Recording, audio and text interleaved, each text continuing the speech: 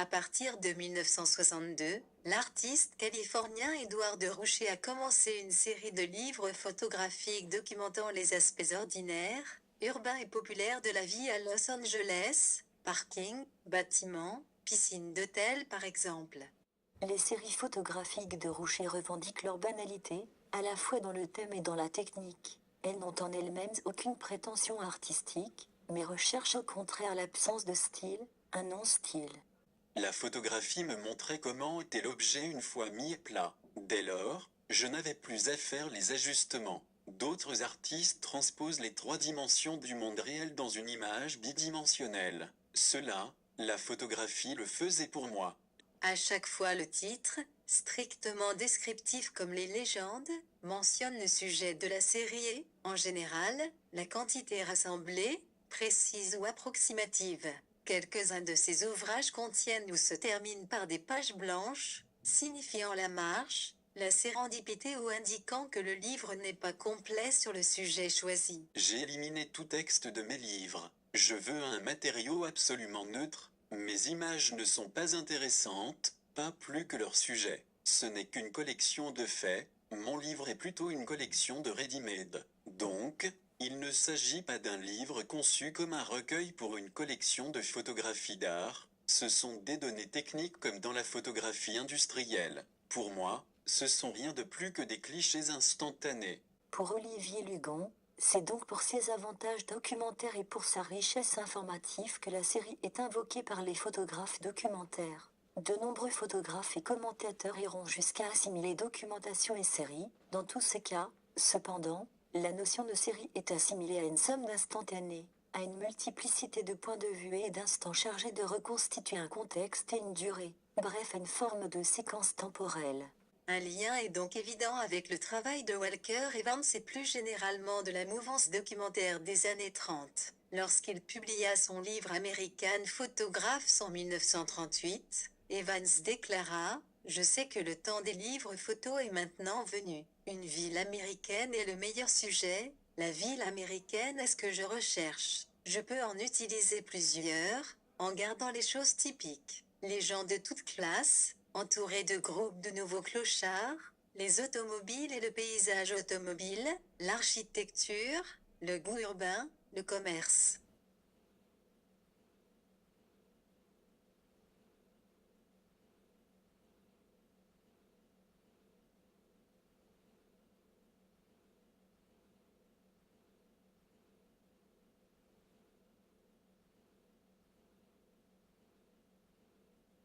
La photographie, qui était très nouvelle telle que Roucher l'utilise dans son premier livre, envahit le livre d'artiste. Des livres de photographie il y en a pléthore. Il ne faut donc pas être dupe de l'importance de Roucher dans l'histoire du livre d'artiste. Une des autres raisons de l'importance accordée à Roucher dans cette histoire est l'influence réelle de ses livres chez les artistes conceptuels, à la fin des années 60 quand le mouvement conceptuel se développe.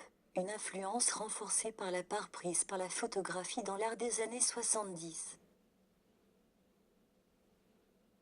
C'est l'œuvre de Marcel Duchamp qui indique très tôt à Roucher la voie d'une distance critique aux héritages de l'art, et sans doute quelques stratégies d'évitement de l'expressivité personnelle en vogue à cette époque, parmi lesquelles la photographie qui permet des compositions de ready-made. Pour Roucher, la photographie est donc le moyen de se libérer de l'influence de l'expressionnisme abstrait des années 50, de la figure du peintre chaman d'un Pollock par exemple.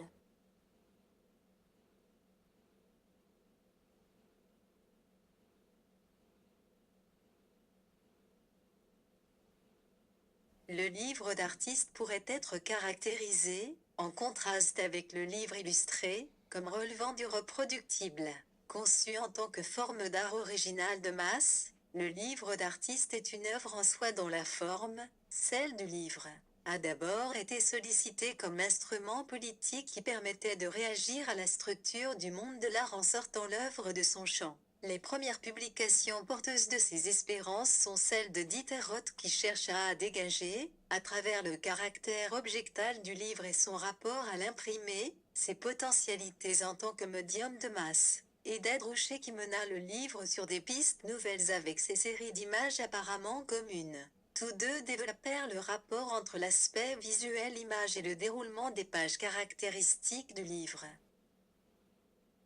L'emploi du livre était chez Dieter Roth et Droucher, mais aussi chez leurs émules, une possibilité de faire circuler l'œuvre dans un contexte autre que celui institutionnel du monde de l'art. Il apportait cette possibilité d'une autre diffusion de l'art, entretenant les opposés de la masse et de l'intime, rénovant le concept et les valeurs de l'œuvre d'art. Objet commun, le livre est en effet un médium reproductible, diffusable massivement, et dont le prix de vente devrait permettre à chacun de pouvoir y accéder.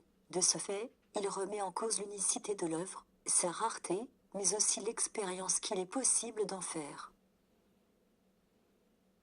Redonner à l'art sa place dans la vie, telle est donc la motivation qui entraîna nombre d'artistes à emprunter la forme du livre pour faire œuvre. D'ailleurs, les lieux de diffusion de l'œuvre sous sa forme livresque devaient être aussi variés que pouvaient en être ses usages. Ils ne devaient surtout pas se cantonner au lieu dit de l'art. Toutes les formes alternatives de diffusion ont été sollicitées, vente en librairie, distribution par la poste, à travers des réseaux personnels, amicaux, distribution libre, dons, accessibilité dans les bibliothèques, etc. On comprend que c'est le choix du livre comme médium ordinaire. Le projet c'est de passer de l'économie de l'art basée sur la rareté à l'économie de la librairie fondée sur la diffusion. D'où les tirages d'emblée importants des livres de Roucher, et les retirages aussi. Le prix également, car quand le 26 Gasoline Station est sorti, Roucher le vendait 4 $.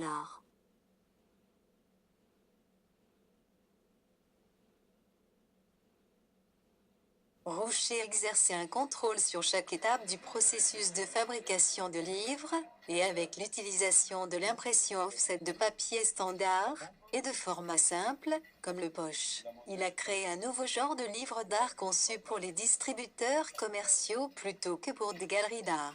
La photographie comme un des beaux-arts est morte. Sa seule place est dans le monde commercial, comme moyen technique et informatif, déclare Roucher pour définir la logique qui a présidé à sa production.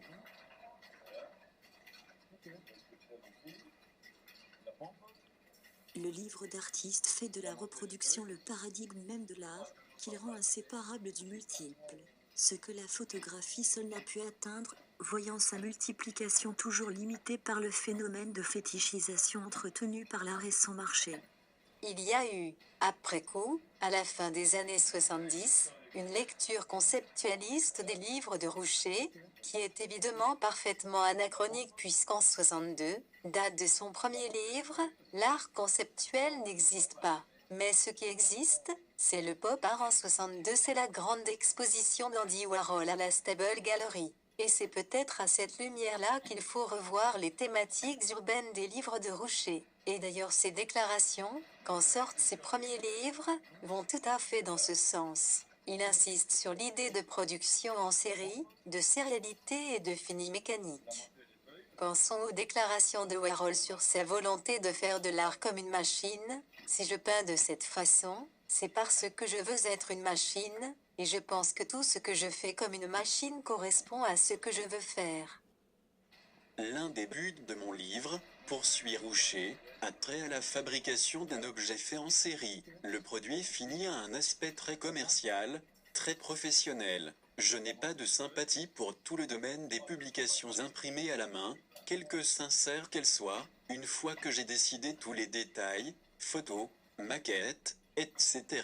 Ce que je veux vraiment c'est un vernis professionnel, un fini nettement mécanique. Je n'essaie pas de créer un livre précieux en édition limitée, mais un produit de série qui soit de premier ordre. Selon Olivier Lugon, à propos de l'attrait pour la série dans la photographie documentaire des années 1930, l'agencement de l'image par répétition d'un motif identique renvoie doublement à l'élément machinique. D'une part, il figure un mode d'organisation propre à l'industrie. D'autre part, il garantit l'obtention d'images parfaitement équilibrées tout en assurant un rendu prétendument objectif et mécanique.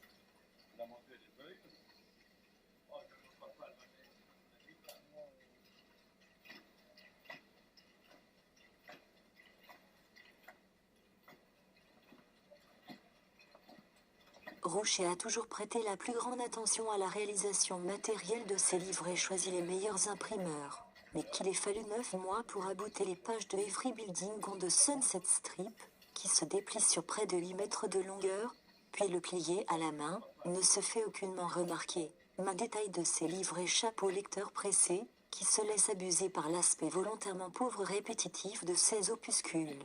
Celui-là ne s'apercevra pas, par exemple, de l'ajout par Kelash sur le bord supérieur droit, de l'une des dernières pages de sortie fort parking lots, d'un petit volet qui se rabat et prolonge ironiquement de quelques places supplémentaires évidemment identiques, le parking reproduit tout en haut de la double page, sur toute sa largeur.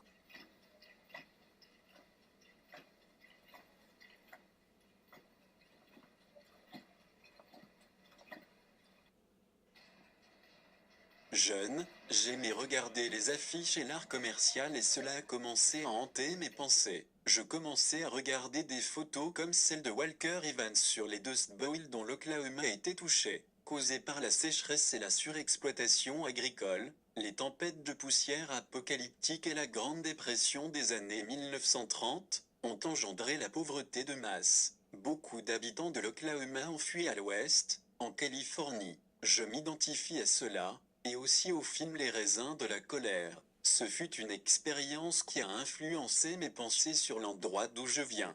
Rouchet a dit à propos de son arrivée à Los Angeles depuis l'Oklahoma en 1956. La première chose qui m'a frappé était le nombre de personnes qui venaient ici. À la fin des années 1950, il y avait quelque chose comme 1000 personnes par jour, apportant 750 voitures par jour. Je suis submergé par cela.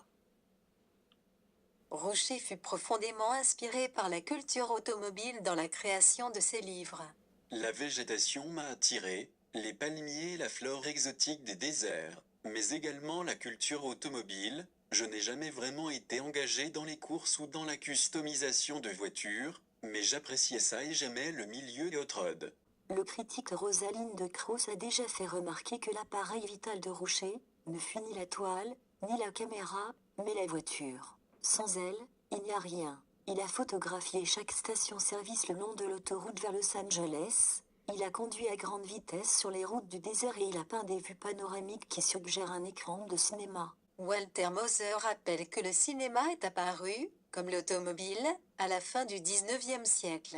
L'automobile est l'outil qui permet la mobilité individuelle, tandis que le cinéma est le média qui permet de représenter cette mobilité. Pour lui, le road movie a pour fonction de réaffirmer le rôle de l'automobile comme pur moyen de mobilité individuelle et comme symbole de liberté. L'accès à un paysage sauvage, loin de la ville, est un des éléments importants du road movie. Mais l'accès à la nature se fait à travers un produit industriel, la voiture et une infrastructure lourde, la route. De même, le personnage qui fuit la modernité le fait à l'aide d'une voiture, elle-même symbole de la modernité. Le terme de road movie est un terme qui n'apparaît pas au moment de la sortie d'Easy Rider, même si l'on en fait l'an 01 d'une renaissance dorée. En réalité, c'est un an plus tard, à l'occasion de la sortie du film Five Easy Pieces, Bob Rafelson, 1970, produit par le même groupe de personnes et avec Jack Nicholson encore, que l'on prend conscience qu'une série de films est en train de sortir et que le genre se constituerait, en lien avec la contre-culture américaine, et les débuts du New Hollywood, entre 1967 et 1980.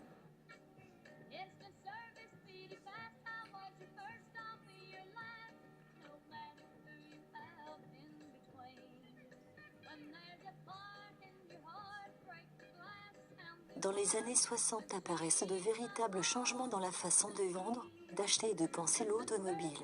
L'essor des réseaux autoroutiers américains mais aussi français débute dans les années 50. Aux USA, c'est le début de la construction des grandes interstate roads. L'impact de ce développement sur le secteur automobile ne tarde pas à se faire sentir. Dans les années 60, la voiture commence à devenir un bien de consommation plus courant qu'autrefois. Aux États-Unis, ces changements s'accompagnent de nouvelles réglementations concernant la sécurité des véhicules et le contrôle de la pollution. Les années 1963 et 64 ont marqué un tournant majeur dans l'évolution des autoroutes en Californie. Dans ce court laps de temps, le système de numérotation et d'identification des routes fut progressivement rebâti. Avant 1963, il y avait deux systèmes indépendants et différents de la numérotation des routes en Californie, ce qui a finalement causé beaucoup de confusion. Le 1er juillet 1964, le changement total dans la numérotation des autoroutes de Californie a pris effet, ce qui a entraîné la disparition de la plupart des autoroutes américaines et des changements majeurs dans les numéros d'autoroutes à travers l'État.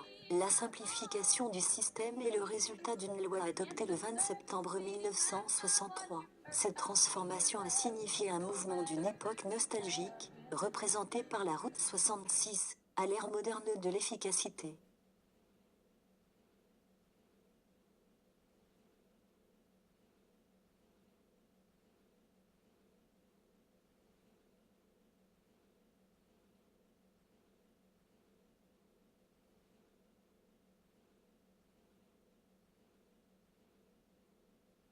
En 2009, Roucher crée le livre On the Road, en superposant des passages épiques du roman de Jack Kerouac avec des images abstraites ou de montagnes enneigées. Roucher injecte une nouvelle vie aux mots de Kerouac.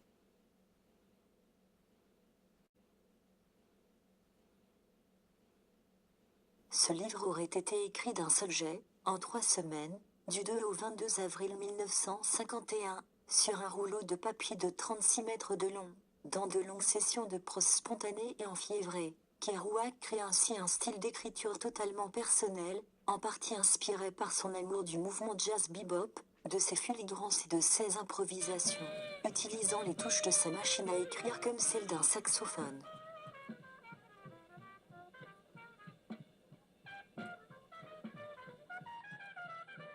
Comme le suggère Douglas Fogel, il est tout à fait logique qu'Ed Roucher ait relevé le défi de réinterpréter le livre de Kerouac. À bien des égards, toute la carrière de Roucher a offert une suite artistique logique au portrait de Kerouac sur le paysage américain. Ce livre donne ainsi une forme visuelle concrète à la poésie de cette route vernaculaire. La culture automobile se fait sentir dans une autre œuvre de Roucher, avec le livre photographique Every Building on the Sunset Strip en 1966. Dans les années 60, le Strip, un tronçon commercial du Sunset Boulevard dans le West Hollywood, est l'endroit idéal pour flâner à Los Angeles.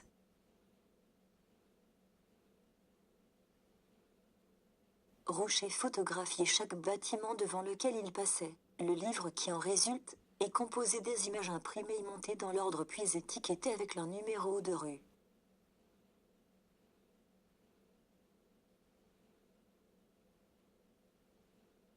Every Building on the Sunset Strip est un dépliant en accordéon d'une longueur de près de 8 mètres. Cette dimension n'est pas sans lien avec le propos du livre, reproduire en continu les maisons de chaque côté du Sunset Strip de telle sorte que le livre ouvert donne à voir le ruban de la rue, avec sa double bordure d'habitations se faisant face de part et d'autre d'une large bande médiane blanche. Voilà donc un livre rue, remise à plat. En raison de sa longueur, l'œil ne peut en prendre connaissance que dans la durée d'une vision graduelle. Mais c'est là, précisément, retrouver le sens même de la rue comme espace à parcourir. Le temps est ainsi réintroduit, temps du regard qui, en outre, s'accorde à celui de la fabrication du livre puisque les photographies furent prises avec un appareil à moteur. Ce procédé quasi cinématographique fait du livre rue, un livre-film avec son double ruban de photogrammes.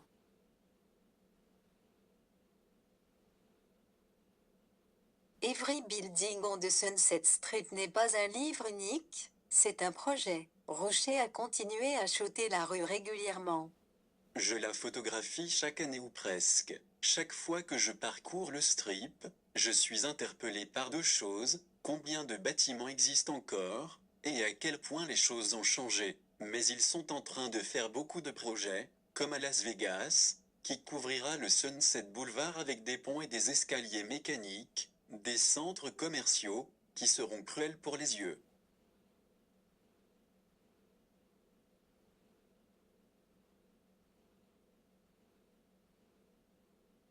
Pour ce projet livre publié en 1966, Rucha achète le mythique Nikon F, apparu sur le marché en avril 1959. Mais il n'achète pas n'importe lequel. Il achète une version issue des recherches spatiales américaines, le F250 Motor Drive, prévu pour contenir une bobine de film de 10 mètres. Cet appareil, Rouchet l'a fixé à l'arrière d'un camion pick-up durant le temps qu'il a fallu pour conduire les 3 km 200, dans un sens puis dans l'autre, de façon à ce que chaque prise de vue soit exécutée à la même hauteur, que la route monte ou descende. Photographier une rue entière en utilisant une caméra motorisée, sur un camion pick-up, c'est aujourd'hui la manière de fonctionner de Google Street View, près de 50 ans après.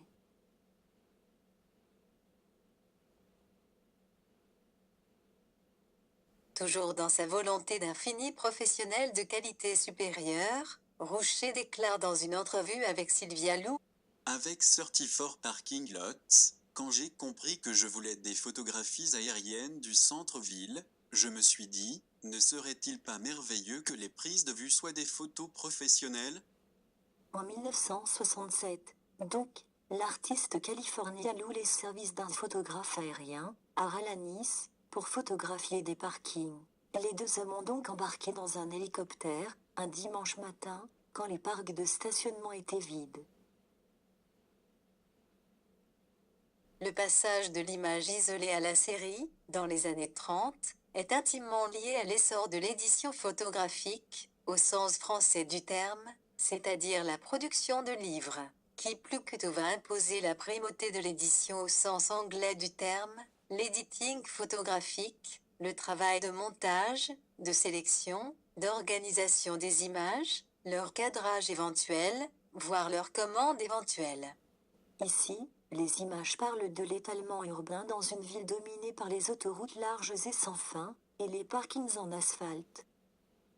C'est le résultat de 34 Parking Lots peut être vu comme un document sur le paysage urbain de Los Angeles à la fin des 60. Il s'agissait davantage pour Rouchet d'une poursuite de sa recherche photographique sur la sérialité et d'un regard ironique sur les signes de la modernité triomphante.